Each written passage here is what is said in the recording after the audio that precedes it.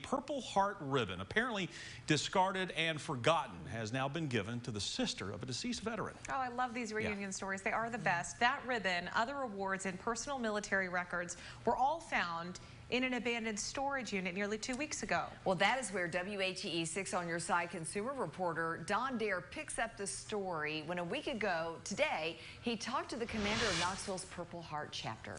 That's exactly right, Lori. He was very concerned that the ribbon and all it represents be returned to the veteran's family, but there were no addresses. To find them, he enlisted the help of the Knox County Veterans Services Office last week. Eventually, contact was made. Shirley Dellinger is pleased that her late brother's Purple Heart ribbon is back with the family.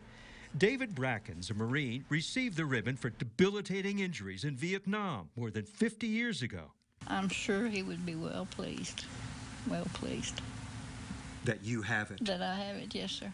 Mrs. Dellinger says David was married in the late 1960s. Her brother and his wife had a daughter, but the couple divorced. David Ray Brackens died of a heart attack 10 years ago. Now his military mementos are back where they belong with his extended family who remember him well. He fought and he was wounded and come home in bad shape, so I just want them to make sure that they remember him. It was last week that a cardboard box containing Sergeant Bracken's military belongings was given to Johnny Cardwell. He's the commander of the local Military Order of Purple Heart. The personal items had been found during an auction at an abandoned storage unit in Lenore City. But at the time, no one knew how to locate any of David Bracken's family. He was a combat wounded veteran like myself, and the family deserves to have this Purple Heart certificate. Also in the box, this official retirement certificate from the U.S. Marine Corps.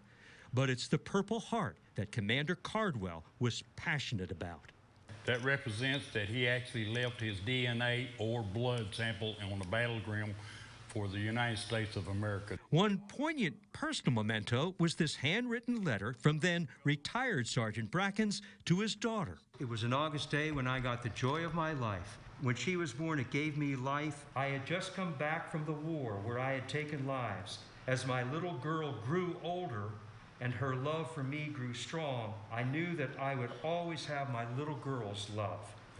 She is the reason I'm living today. I still hear her saying, "Daddy, I love you."